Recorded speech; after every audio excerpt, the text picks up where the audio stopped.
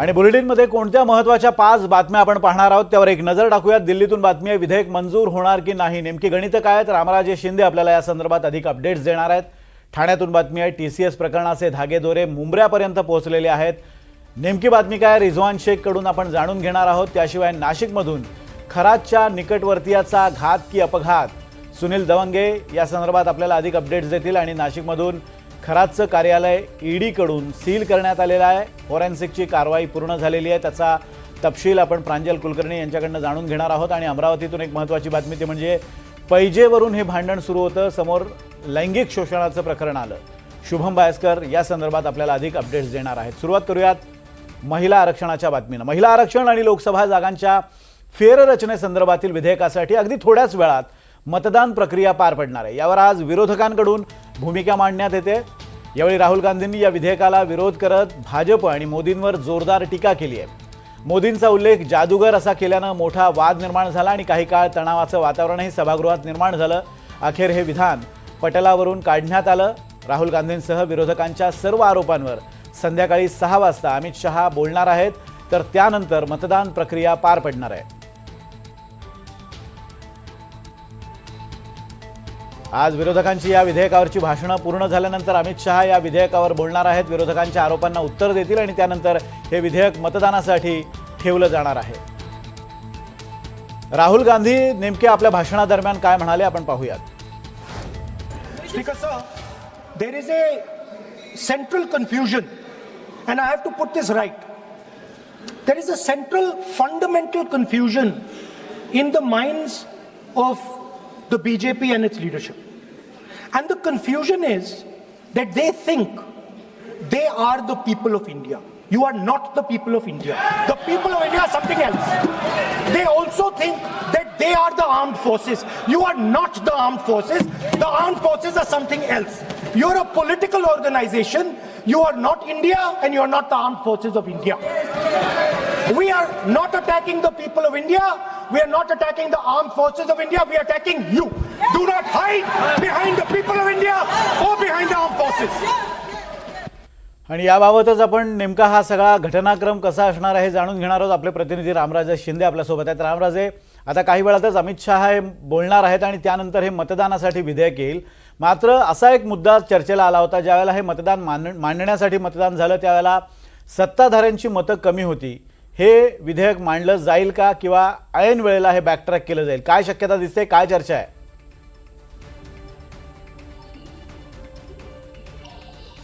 बिलकुल विनोद, खूप इंटरेस्टिंगली हे तिन्ही विधेयक असणार आहेत। कारण आपण जेव्हा ही माहिती घेतली की नेमकं या तिन्ही विधेयकचं भवितव्य काय असणार आहे, तर त्यामुळं एक चांगली माहिती मिळालेली आहे। पहिला मुद्दा म्हणजेच की या तिन्ही विधेयकामध्ये पहिलं जे विधेयक आहे 131वी घटना दुरुस्ती, तर त्याच्यासाठीच 2/3 मतं असणे गरजेचं आहे। मात्र जे दुसरे 2 विधेयक आहेत त्याच्यामध्ये डिलिमिटेशन आहे आणि त्याचबरोबर केंद्रशासित भागातील रचना, तर याच्यासाठी नॉर्मल आणि सिंपल बहुमत गरजेचं आहे, निम्म बहुमत गरजेचं आहे। त्यासाठी 2/3 बहुमत गरजेचं नाही।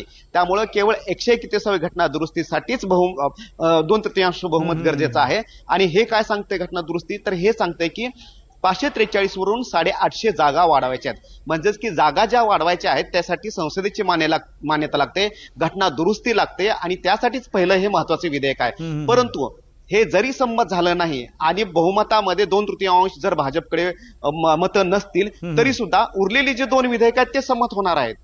म्हणजे याचाच अर्थ अगोदर जे 543 जे संख्या आहे खासदारांची, तर त्यांच्यासाठी महिला आरक्षण हे लागू होऊ शकतं। म्हणजेच की विद्यमान जे जागा आहेत त्याच्यामध्ये महिला आरक्षण लागू होऊ शकतं। म्हणजे की 543 मध्येच 33% आरक्षण सुद्धा लागू होऊ शकतं, असा जो अर्थ आहे तो आपल्याला कळालेला आहे। त्यामुळं जर 131वी घटना दुरुस्ती झाली तर 850 जागा होतील आणि 543 पेक्षा जास्त जागा होतील। आणि जरी नाही झालं तरी 543 मध्ये सुद्धा हे महिला आरक्षण लागू होऊ शकतं। त्यामुळे कोणत्याही परिस्थितीमध्ये महिला आरक्षण लागू होण्याचा मार्ग मोकळा झालेला आहे। राहिला डिलिमिटेशनचा मुद्दा, तर त्यासाठी सिंपल मेजॉरिटी गरजेचे आहे। निम्मे जे सदस्य असणं गरजेचं आहे लोकसभेमधले राज्यसभेमधले, तेवढे संख्याबळ हे सरकारकडे आहे, त्यामुळे ते सुद्धा मंजूर होऊ शकतं आणि त्यानंतर मग डिलिमिटेशन कमिशन होईल आणि कमिशन मग ठरेल की मतदारसंघाची पुनर्रचना ही कशी करायची आहे. अगदी एकदम इंटरेस्टिंग ही बातमी आहे, कारण आतापर्यंत अशी एक माहिती येत होती की सगळ्या बिलांसाठी 2/3 बहुमत आवश्यक आहे. मात्र आता ही तांत्रिक बाब आहे जी सत्ताधाऱ्यांच्या पथ्यावर पडणार आहे, त्यामुळे हे बिल मांडलं जाईल. फक्त ते पारित होतं की नाही हे पाहणं महत्त्वाचं असेल, कारण विरोधकांचा त्याला विरोध आहे. धन्यवाद राम दिलेल्या अपडेट्सबद्दल. पुढची बातमी नाशिकमधून आहे. नाशिकच्या TCS प्रकरणात आता फरार निदा खानचं शेवटचं लोकेशन ठाण्यातील मुंब्र्यात सापडलंय. 4 तासांपासून नाशिक पोलिसांचं पथक ठाण्यात दाखल झालंय. नाशिक पोलिसांचं SIT पथक निदा खानच्या कुटुंबासह मुंब्र्यात दाखल झालंय. नाशिक पोलीस आणि मुंब्रा पोलिसांकडून सध्या फरार निदा खानचा शोध सुरू आहे. तर दुसरीकडे निदा खानच्या पतीला मुंब्रा पोलिसांनी चौकशीसाठी ताब्यात घेतलंय. निदा खान ही गर्भवती असल्याचं सुद्धा समजतंय. रिजवान शेख आपल्याला या संदर्भात अधिक अपडेट्स देत आहेत. रिजवान, काय अपडेट्स आहेत? निदा खानचा पत्ता लागलाय का? कुटुंबाला घेऊन पोलीस फिरतायत, याचा अर्थ काय नेमका आहे? विनोदजी, नक्की आपण जर पाहिलं ज्या पद्धतीने कॉर्पोरेट जिहादमध्ये मोठी कारवाई जी आहे ती SITने केलेली आहे. खरं तर ज्या पद्धतीने कॉर्पोरेट क्षेत्रामध्ये काम करणाऱ्या लोकांना जबरन जे आहे ते धर्मांतरणाचा प्रकार आपण संपूर्ण देशाने तर राज्य नाही तर देशाने देखील पाहिलं होते. कशा पद्धतीने जबरन जे आहे ते मुद्दामून जे आहे ते धर्मांतर या कंपनीमध्ये काम करणाऱ्या लोकांचा होत होता. ज्यावेळी पोलिसांनी त्या ठिकाणी धाड टाकली आणि अनेक लोकांना याच्यामधून जे आहे ते सुटका देखील केलेली आहे. त्यामुळे मुख्य आरोपी म्हणजे निदा खान गेले अनेक दिवसापासून जे आहे ते नाशिकमधून फरार आहे. अशी माहिती मिळत होती की ते पहिले ते भिवंडीमध्ये वास्तव आहे, परंतु गेले 2 महिन्यापासून जे आहे ते निदा खान जे आहे ते मुंब्रामध्ये असल्याची माहिती जी आहे ती नाशिक SIT पोलिसांना मिळाली आहे. आणि सकाळपासूनच जे आहे तो नाशिक SIT पोलीस जे आहे ते मुंब्रामध्ये ठिया मांडून आणि अनेक ठिकाणी मुंब्रामध्ये जे आहे ते झाडाझडती देखील नाशिक SIT पोलिसांच्या माध्यमातून सुरू आहे. खरं तर ज्या पद्धतीने निदा खान ज्यावेळी फरार झाले त्याच वेळापासून जे आहे ते नाशिक SIT पोलीस जे आहे ते निदा खान यांचे संपूर्ण कॉल रेकॉर्ड असे किंवा इतर जे पुरावे आहे ते SIT पोलिसांच्या माध्यमातून शोध प्रक्रिया सुरू होती. आणि माहिती जी समोर येत आहे की निदा खान जे आहे ते गर्भवती देखील आहे. त्यामुळे निदा खान यांच्या पतीला देखील नाशिक पोलिसांनी आपल्या ताब्यात घेतलेलं आहे. आणि ज्या ज्या ठिकाणी मुंब्रामध्ये ते वास्तव होते त्या त्या ठिकाणी नाशिक पोलीस आपल्यासोबत जे आहे ते निदा खान यांच्या पतीला आपल्यासोबत घेऊन ते संपूर्ण मुंब्रा पोलीस जे एरिया आहे त्या ठिकाणी पडताळणी देखील करत आहे. त्यामुळे ज्यावेळी निदा खान ही अटक होणार त्याचवेळी आपल्याला संपूर्ण बातमी कळणार की नेमकं कशा पद्धतीने निदा खान जे आहे ते TCS कंपनीमध्ये काम करणाऱ्या लोकांना जे आहे ते धर्मांतर करण्यासाठी कशा पद्धतीने बळ देतोय. आणि नेमका निदा खान यांना संपूर्ण फंड जो आहे तो कुठून येत होता संपूर्ण जो आहे तो निदा खान यांच्या अटकेनंतरच माहिती समोर येणार. विनोदजी, अगदी निदा खानच्या अटकेनंतरच ही माहिती समोर येणार आहे. त्यामुळे निदा खानचं सापडणं हे पोलिसांसाठी अतिशय महत्त्वाचं आहे या केसच्या दृष्टीनं. धन्यवाद रिजवान दिलेल्या अपडेट्सबद्दल. आणि याच प्रकरणातली आणखी एक अपडेट आहे ते म्हणजे नाशिक TCS धर्मांतर प्रकरणात एक नवा व्हिडिओ समोर आला आहे. त्यामुळे तपासाला आणखी गती मिळाली आहे. या व्हिडिओमध्ये मुख्य आरोपी तौसिफ आणि नमाज पठण करण्यापूर्वी एका हिंदू कर्मचाऱ्याला डोक्यावर टोपी घालायला लावताना दिसतोय. फक्त महिलाच नव्हे तर TCS मधील पुरुष कर्मचाऱ्यांचंही जबरदस्तीनं धर्मांतर केलं जात होतं. धक्कादायक बाब म्हणजे एका सहकार्याला मूलबाळ होत नसल्यानं तुझ्या बायकोला माझ्याकडे पाठव असा दबाव संशयित आरोपी तौसिफनं टाकला होता. आणि त्यानंतर तौसिफ आणि पीडित तरुण याच्यात वाद झाला होता. तौसिफनं पीडित व्यक्तीला मारहाण करत ठार मारण्याची धमकी दिली होती अशी माहिती सुद्धा समोर येते. यावर मुख्यमंत्र्यांनी प्रतिक्रिया दिली आहे. ते काय म्हणालेत आपण ऐकूया. आज इसके तार कहाँ तक जुड़े हैं ये कहना उचित नहीं होगा, क्योंकि जिस प्रकार से इसकी जांच चल रही है उस जांच के ऊपर कोई उसका परिणाम न हो, इसलिए अभी इन सब चीज़ों पर मैं नहीं कहूँगा. लेकिन हाँ, मुझे ऐसा लगता है कि केवल कॉरपोरेट नहीं, तो अब हमको ये समझना पड़ेगा कि किस प्रकार से ये सारा जिहाद चल रहा है और उसके लिए हर क्षेत्र के लिए हम लोगों को काम करना पड़ेगा. अभी अभी हमने जिस प्रकार से धर्मांतरण, गलत तरीके से जो धर्मांतरण होता है और जो लव जिहाद के तहत जो महिलाओं का शोषण होता है उस पर महाराष्ट्र ने अभी अभी कानून तैयार किया है. हम लैंड जिहाद की ओर भी अभी ध्यान दे रहे हैं. अब ये नई चीज जो कॉर्पोरेट जिहाद है इस पर भी बहुत गंभीरता से हम विचार करेंगे. आणि आता बातमी अशोक खरात प्रकरणाशी संबंधित. अशोक खरात प्रकरण आता धक्कादायक वळणावर आले. खरातच्या आर्थिक व्यवहारांची कसून चौकशी सुरू आहे. यामध्ये शिवनिका संस्थांचे पदाधिकारी सुद्धा तपास यंत्रणांच्या रडारवर होते. आणि यापैकीच एक प्रमुख पदाधिकारी जितेंद्र शेळके यांचा अपघाती मृत्यू झाला आहे. समृद्धी महामार्गावर संभाजीनगरहून शिर्डीकडे येताना त्यांच्या कारला एका कंटेनरनं धडक दिली. अपघातात जितेंद्र शेळके आणि त्यांच्या पत्नी अनुराधा शेळके यांचा जागीच मृत्यू झाला आहे, तर जितेंद्र शेळके हे शिवनिका ट्रस्टचे उपाध्यक्ष होते आणि अशोक खरातच्या निकटवर्तीयांपैकी एक ते मानले जायचे. दरम्यान जितेंद्र शेळकेंचा समृद्धी महामार्गावर अपघात झाल्यानंतर पोलीस घटनास्थळी दाखल झालेत. त्यांनी नेमकी काय या अपघातासंदर्भात माहिती दिली आपण पाहूयात. बरोबर आहे. आत्ताच्या प्राथमिक माहितीनुसार आज दुपारी 12:30 वाजेच्या दरम्यान हा अपघात झालेला आहे. समृद्धी महामार्गावर संभाजीनगरकडून मुंबईकडे जाणाऱ्या लेनवर एक कंटेनर आहे आणि या कंटेनरला पाठीमागून शेळके यांच्या गाडीने धडक दिल्याचे प्राथमिकदृष्ट्या दिसून येत आहे. पोलीस सर्वच आमची पोलीस टीम आहे, फॉरेन्सिक व्हॅन आहे, आम्ही या ठिकाणी आता पाचारण केलेली आहे. त्याशिवाय अन्य जे काही एक्सपर्ट्स आहेत त्यांना देखील आम्ही या ठिकाणी बोलावलेलं आहे आणि या घटनेमध्ये जी आता प्राथमिक माहिती मिळाली त्यानुसार शेळके दाम्पत्याचं निधन झालेलं आहे आणि त्यांचा जो मुलगा आहे तो इंज्युर्ड असून तो उपचार घेत आहे. पोलीस या ठिकाणी सविस्तर पंचनामा करून पुढील तपास करत आहेत. या संदर्भात बोलण्यासाठी आपले प्रतिनिधी सुनील दवंगे आपल्यासोबत आहेत. सुनील, अशोक खरात प्रकरणात जितेंद्र शेळके अतिशय महत्त्वाचा दुवा मानले जात होते, त्यांची चौकशी सुद्धा सुरू होती. त्यांच्या मृत्यूमुळे आता या प्रकरणावर कसा परिणाम होऊ शकेल? नक्कीच आपण जर पाहिलं विनोदजी तर जितेंद्र शेळके मुळात शेळके पाटील हे जे परिवार आहे हे शिर्डीतलं एक मितभाषी आणि सुसंस्कृत परिवार म्हणून त्यांच्याकडे बघितलं जातं. सामाजिक कार्यात देखील त्यांचा मोठा सहभाग असायचा. जितेंद्र शेळके एक शैक्षणिक संस्था देखील चालवत होते. ते आणि त्यांची पत्नी या ठिकाणी काम करत होते आणि एक चांगलं कुटुंब म्हणून त्यांच्याकडे बघितलं जायचं. मात्र अलीकडे जर अशोक खरातचं प्रकरण जेव्हापासून बाहेर आलं तेव्हा जितेंद्र शेळके काहीशी अस्वस्थ देखील वाटत होते, कारण की त्यांची जी प्रतिमा होती ती शिर्डीत आणि इतर भागामध्ये अतिशय चांगली होती. मात्र खरातच्या या सगळ्या प्रकरणामुळे त्यांच्या प्रतिमेला देखील कुठे ना कुठे धक्का लागत असल्याचं एकंदरीत त्यांच्या त्या सगळ्या याच्यावरून जाणवत होतं. 4 एकरचा जो शिर्डीतला भूखंडाचा प्रकार होता, संशयास्पद व्यवहार झालेला होता, यातील ते साक्षीदार म्हणून या ठिकाणी पोलिसांमध्ये त्यांनी जबाबही नोंदवला होता आणि एकंदरीत ह्या सगळ्या प्रकरणामुळे ते कुठे ना कुठे अस्वस्थ वाटत होते. त्यांनी वेळोवेळी शिर्डी पोलिसांना तपासकामी सहकार्य देखील केलेलं आहे. शिवनिका संस्थांचे ते उपाध्यक्ष म्हणून होते.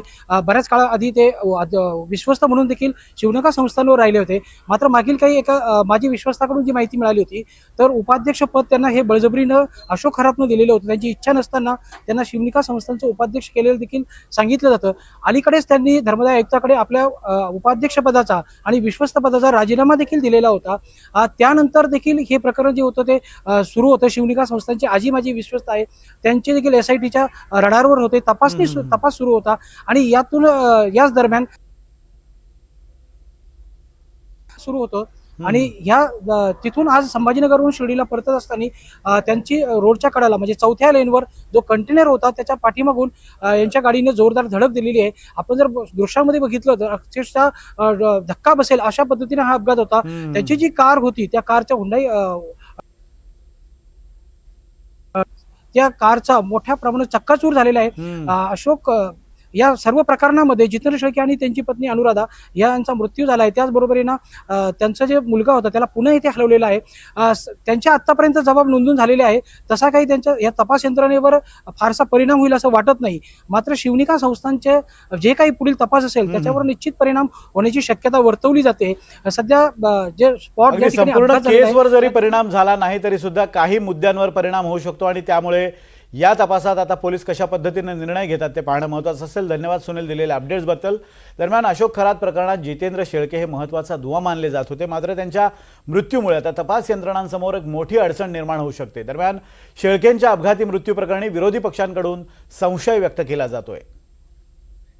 खरात प्रकरणातील एक महत्त्वाची कडी शिवनिका ट्रस्टचे वन ऑफ दी संचालक शेळके यांचा अपघाती मृत्यू झाल्याची बातमी ही अत्यंत धक्कादायक आहे.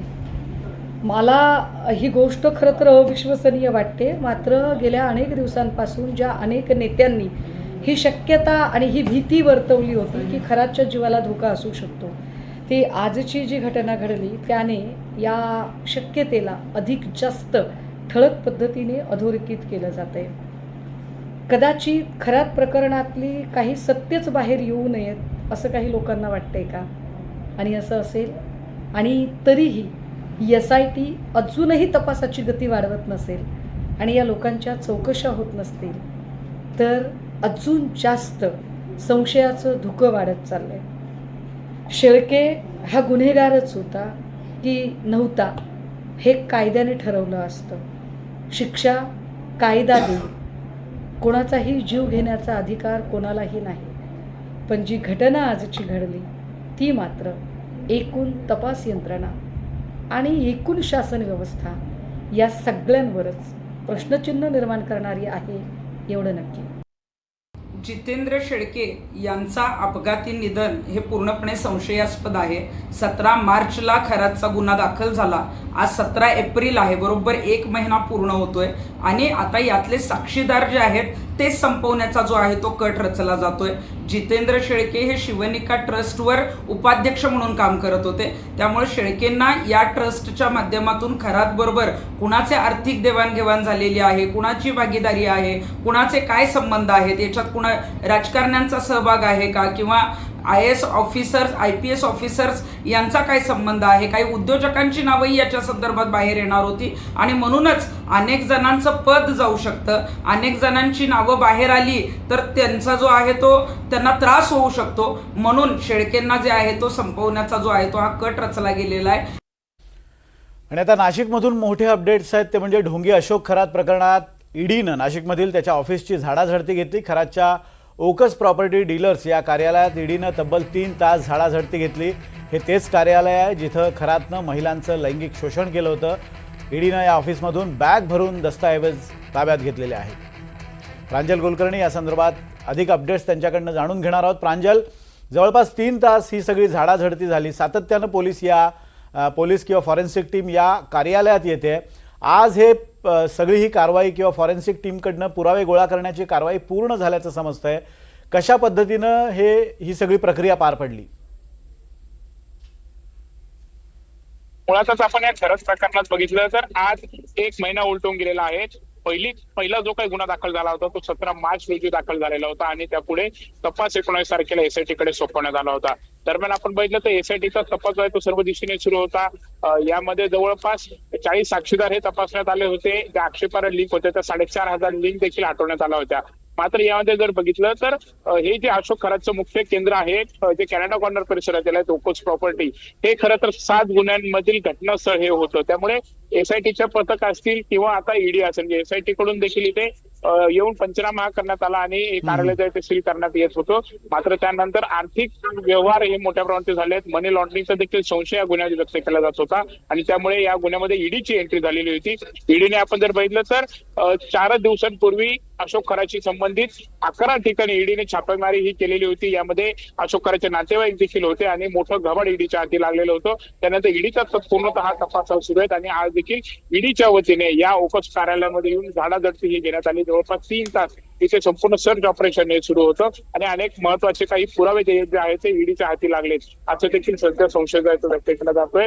दरम्यान आता पुढे ते ईडी कडून अशा पद्धतीने कारवाई सुरू आहे. त्याचे कनेक्शन कुठपर्यंत पोहोचलेले आहेत. यामध्ये खरं तर ब्लॅकचा मनी जो आहे तो व्हाईट केला जात होता. म्हणजे त्याचं वैयक्तिक खराचं अकाउंट असेल किंवा शिवनिका संस्थांचं अकाउंट असेल, अशा अनेक दिशेने करता ईडीचा तपास सुरू आहे आणि आता खरं तर ईडीची कारवाई तर सुरू आहे. मात्र पुढे आता नक्की काय समोर येते त्यांच्या कारवाईकडे सर्वांचं लक्ष लागलं. अगदी काय पुढे समोर येते या कारवाईकडे सगळ्यांचं लक्ष लागलेलं आहे. धन्यवाद प्रांजल दिलेल्या अपडेट्स बद्दल. आणि आता पुढची बातमी आहे अमरावतीमधून. अमरावतीच्या परतवाड्यामध्ये तरुणींचं लैंगिक शोषण आणि व्हिडिओ व्हायरल केल्याच्या प्रकरणांमध्ये धक्कादायक माहिती समोर आली आहे. या प्रकरणातील मुख्य आरोपी असलेला आयान अहमद आणि त्याचा मित्र उझेर खान यांच्यात एक पैज लागली होती. कोण जास्त मुलींना पटवणार या पैजेतून मुलींच्या लैंगिक शोषणाचं प्रकरण सुरू झालं होतं. आरोपी आयान मुलींसोबत अश्लील कृत्याचे व्हिडिओ बनवायचा आणि उझेरला पाठवायचा.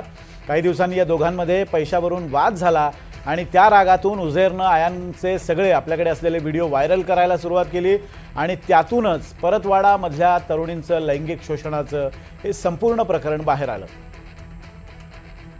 शुभम बायस्कर या संदर्भात त्यांच्याकडनं आपण अपडेट्स घेणार आहोत. शुभम, एकमेकांसोबत जी पैज लागली होती आणि त्यानंतर जो वाद झाला त्यातनं हे सगळं प्रकरण बाहेर आलेलं आहे. आता हा सगळा प्रकार बाहेर आल्यानंतर पोलिसांचा तपास कोणत्या दिशेनं चालू आहे?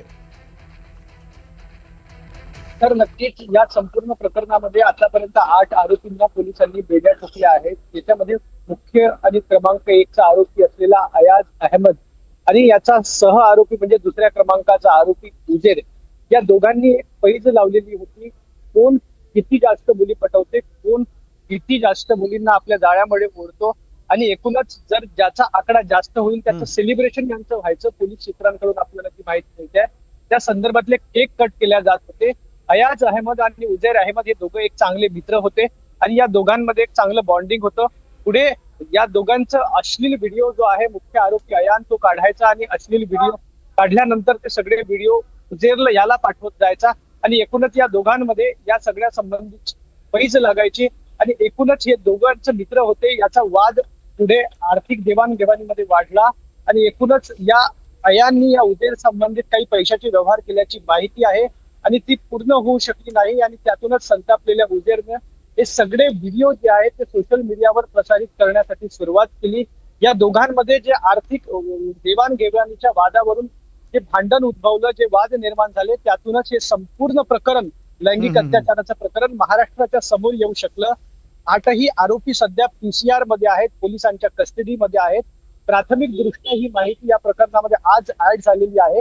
त्या अनुषंगानं अजून या प्रकरणामध्ये काय अपडेट आहेत या संदर्भातून सखोल चौकशी पोलीस करतायत आणि 8ही आरोपींची विचारणा केली जात आहे. नेमकं आणखीन या प्रकरणाला कुठला कंगोरा आहे हे येत्या काळात आपल्याला पाहायला मिळेल. येत्या काळात या प्रकरणाचे आणखीनही कंगोरे समोर येतील. धन्यवाद शुभम दिलेल्या अपडेट्स बद्दल आणि इतरांचेही धन्यवाद माहिती दिल्याबद्दल.